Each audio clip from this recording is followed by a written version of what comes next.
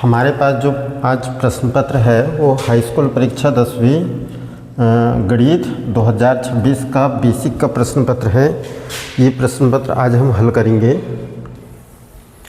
हमारे पास जो पहला प्रश्न है यहाँ पर सही विकल्प चुनकर लिखिए।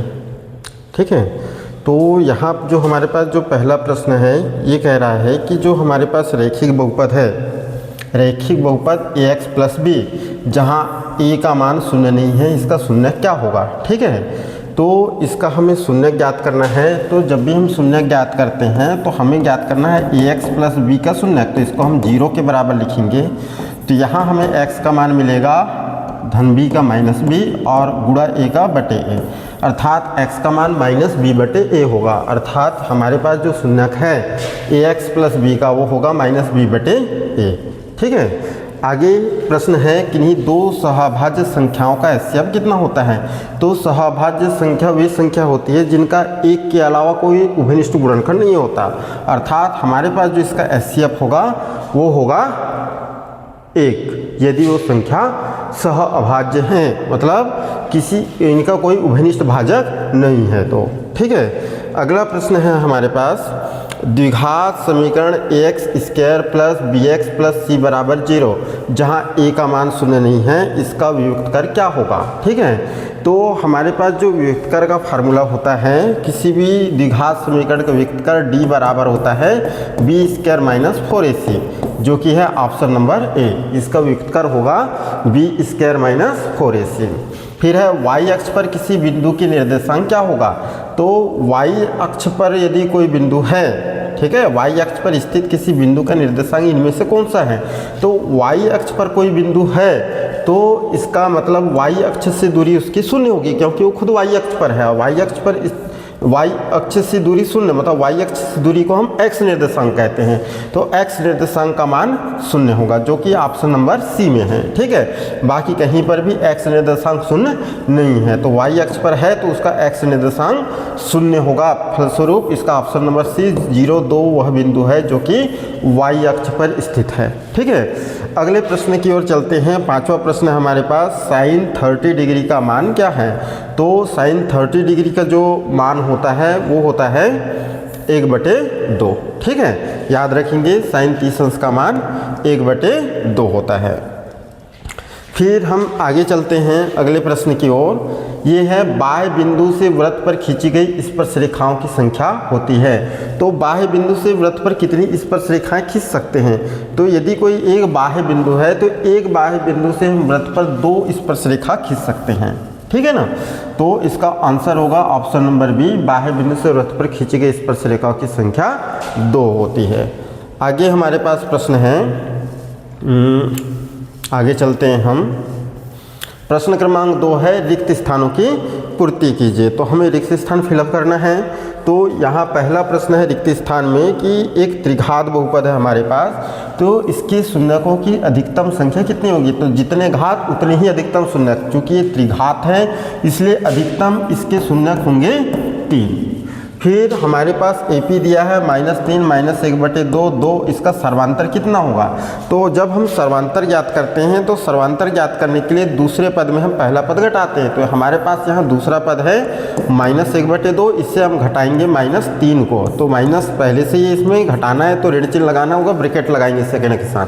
ठीक है, आगे हम हल करेंगे तो -1/2 ऋण और ऋण गुणा होकर धन हो जाएगा। ये 3 बटे कुछ नहीं है तो इसमें बटे 1 लगाएंगे, लघुत्तम होगा 2 और 1 का लघुत्तम 2, 1 एकम 1 और ये 3 दूनी 6।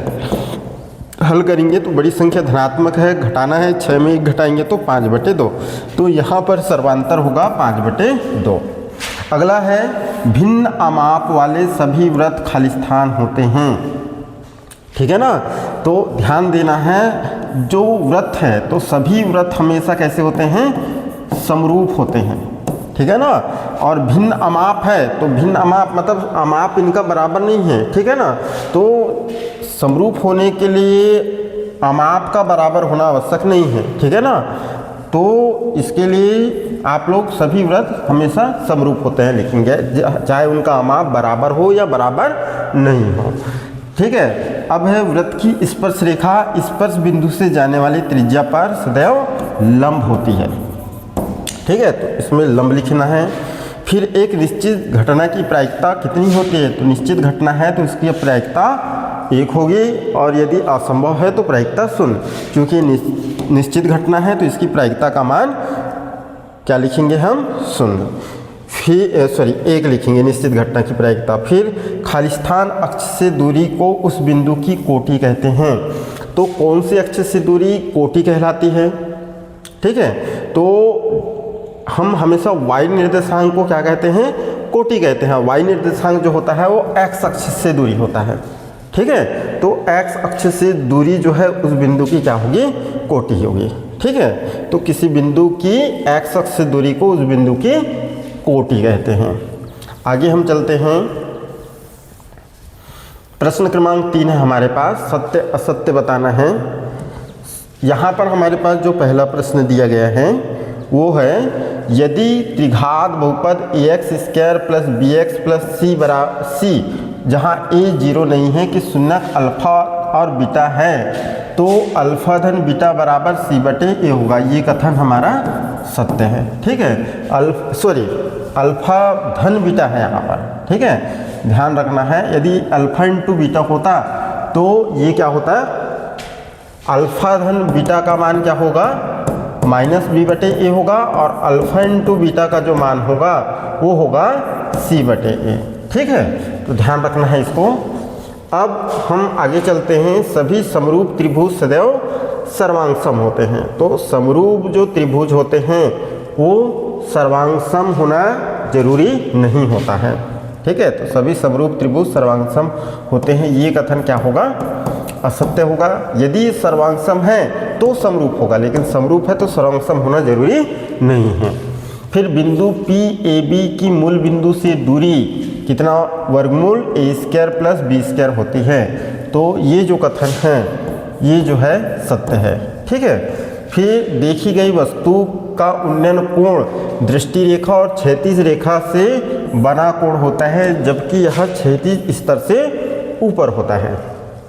देखी गई वस्तु का उन्नयन कोण दृष्टि रेखा और क्षैतिज रेखा के बीच बना कोण होता है, जबकि यह क्षैतिज स्तर से ऊपर होता है, ये कथन सत्य है। फिर त्रिज्या r वाले वृत्त की परिधि πr² होती है, तो वृत्त की जो परिधि होता है वो 2πr होता है, क्षेत्रफल πr² होता है, मतलब ये जो कथन दिया है वो असत्य है। फिर है, किसी बारंबारता बंटन में किसी वर्ग की संचयी बारंबारता उस वर्ग के पहले वाले सभी वर्गों की बारंबारताओं का योग होता है। ये कथन कैसा है, सत्य है कि बारंबारता किसी वर्ग का जो संचयी बारंबारता होगा उस वर्ग के पहले सभी वर्गों की संचयी बारंबारता का योग होगा, और खुद का भी योग होता है, ठीक है।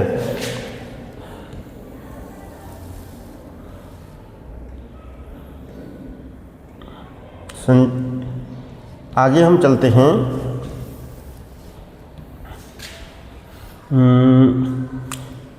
सही जोड़ी मिलाना है। अब हमें हमारे पास जो पहला प्रश्न दिया है वो है cos a into sec a का मान कितना होगा, तो इनका गुणनफल 1 होता है, ध्यान रखेंगे। फिर घन का संपूर्ण पृष्ठीय क्षेत्रफल की यदि हम बात करें तो घन का जो संपूर्ण पृष्ठीय क्षेत्रफल होता है, एक पृष्ठ a² होते हैं, टोटल 6 पृष्ठ होते हैं, तो इसका जो पृष्ठीय क्षेत्रफल होगा वो 6² होगा। कोण थीटा वाले वृत्त के त्रिज्या खंड का क्षेत्रफल का सूत्र क्या होगा, तो इसका क्षेत्रफल होता है θ/360 πr²। फिर tan 30 डिग्री के मान बोला है, तो tan 30 डिग्री का मान होता है 1/√3।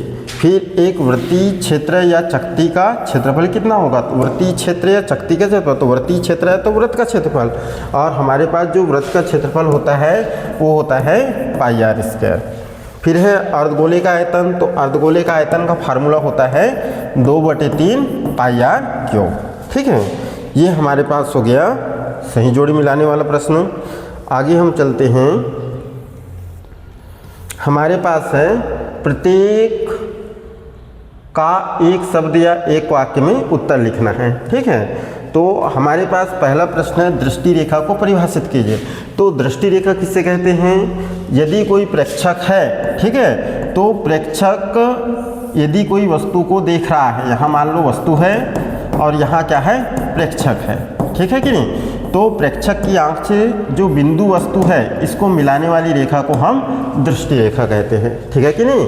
तो प्रेक्षक और बिंदु वस्तु इनकी जो बीच का जो रेखा है, ठीक है, प्रेक्षक की आंख और वस्तु, ठीक है, इन दोनों को मिलाने वाली रेखा दृष्टि रेखा होगी। फिर है द्विघात समीकरण ax² plus bx plus c बराबर 0। ए 0 नहीं है कि मूल ज्ञात करने के लिए सूत्र लिखिए। तो द्विघात समीकरण का मूल ज्ञात करने के लिए जो सूत्र होता है, जिसको हम द्विघाती सूत्र बोलते हैं, वो होता है x बराबर -b plus minus under root b² minus 4ac/2 है, ठीक है। अगला प्रश्न है हमारे पास, प्रश्न क्रमांक 3, किसी प्रयोग की सभी प्रारंभिक घटनाओं की प्रायिकता का योग कितना होता है। तो किसी प्रयोग की जितने भी प्रारंभिक घटना है उनकी प्रायिकताओं का योग सदैव कितना होता है, 1 होता है। फिर है रैखिक समीकरण युग्म a1x plus b1y plus c1 बराबर 0 और a2x plus b2y plus c2 बराबर 0 के आश्रित या संगत होने की शर्त लिखिए। तो ये आश्रित युग्म तभी होता है जब ये जो तीनों अनुपात हैं a1/a2, b1/b2 और जो c1/c2 है, तीनों का अनुपात आपस में बराबर हो, तो जो है ये क्या कहलाता है, आश्रित कहलाता है, क्योंकि रेखाएं एक दूसरे के संपाती होते हैं और अपरिमित अनेकहल होते हैं, ठीक है ना।